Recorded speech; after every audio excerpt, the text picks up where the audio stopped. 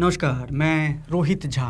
बीते एक बरस से बांग्लादेश में जो कुछ भी हो रहा है उसे आप कतई नज़रअंदाज करके नहीं देख सकते। 17 नवंबर को बांग्लादेश के आईसीटी ने पूर्व प्रधानमंत्री और अवामी लीग के सर्वोच्च नेता शेख हसीना को फांसी की सज़ा सुनाई है।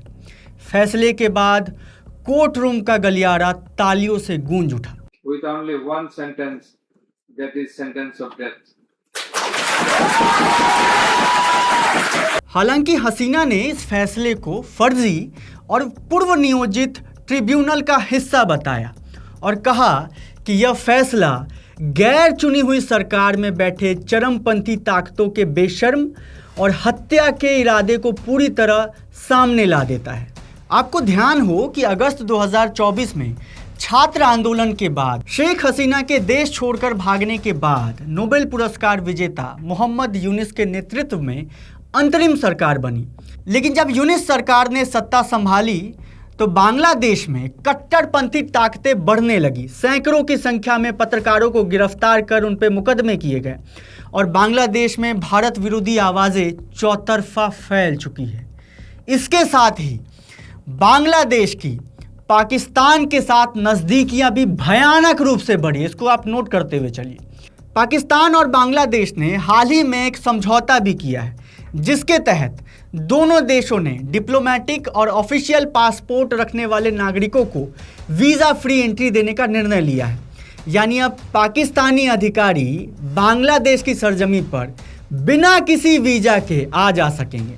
यहीं से भारत की डिप्लोमेसी और फॉरेन पॉलिसी की विफलताओं को आप एक एक कर समझना शुरू कीजिए। ये भी समझिए कि किस कालखंड में भारत की पड़ोसी मुल्कों के साथ संबंध बद से बदतर होते चले गए। इसे समझने के लिए हमें ज़रा बांग्लादेश के इतिहास में लौट चलना पड़ेगा। भारत के बंटवारे के बाद जब पाकिस्तान बना तो मोटे तौर पे उसे पूर्वी पाकिस्तान और पश्चिमी पाकिस्तान में विभाजित किया गया था। आज का बांग्लादेश ही पूर्वी पाकिस्तान कहलाता था। पाकिस्तानी सेना बांग्ला भाषियों को कुचलने लगी थी, जिसके विरोध में पूर्वी पाकिस्तान के लोग सड़कों पर आ गए थे। एक तरफ आंदोलन को कुचलने के लिए पाकिस्तान की सेना पूर्वी पाकिस्तान में घेराबंदी करने लगी, वहीं दूसरी तरफ बांग्लादेश की आज़ादी के सबसे बड़े नेता शेख मुजीबुर रहमान को ढाका से गिरफ्तार कर लिया गया था और पाकिस्तान के जेल में बंद कर लिया गया था। उसके बाद भारत से मदद मांगने के लिए शेख मुजीबुर रहमान की पार्टी अवामी लीग के दो नेता दिल्ली तक जाते हैं, जिसके बाद उस वक्त की प्रधानमंत्री इंदिरा गांधी के एक इशारे पर भारतीय सेना ढाका में चली जाती है और लगभग 90,000 पाकिस्तानी सैनिक उनके सामने सरेंडर कर देते हैं। ये पूरा इतिहास अगर आपको समझना हो तो चंद्रशेखर दास गुप्ता की किताब India and Bangladesh liberation war आपको पढ़नी चाहिए।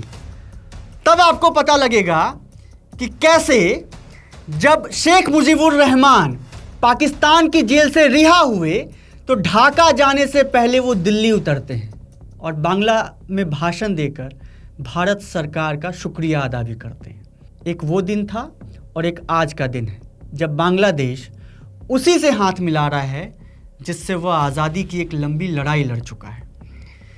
ये भारत की एक कूटनीतिक हार भी है। एक के बाद एक पड़ोसी मुल्कों के साथ भारत के बिगड़ते हुए रिश्ते भयावह हो चले हैं, वो चाहे नेपाल हो, श्रीलंका हो, बांग्लादेश या पाकिस्तान या चीन ही क्यों ना हो। यह भी पूछा जाना चाहिए कि शेख हसीना को लेकर भारत के रुख को लेकर विदेश मंत्रालय ने अभी तक कोई भी प्रेस कॉन्फ्रेंस क्यों नहीं किया है। यह भी पूछिए कि एक तरफ चुनावों में बांग्लादेशी घुसपैठियों का मुद्दा बनाने वाली पार्टी किन नीतियों के तहत शेख हसीना को एक साल से देश में शरण दी हुई है।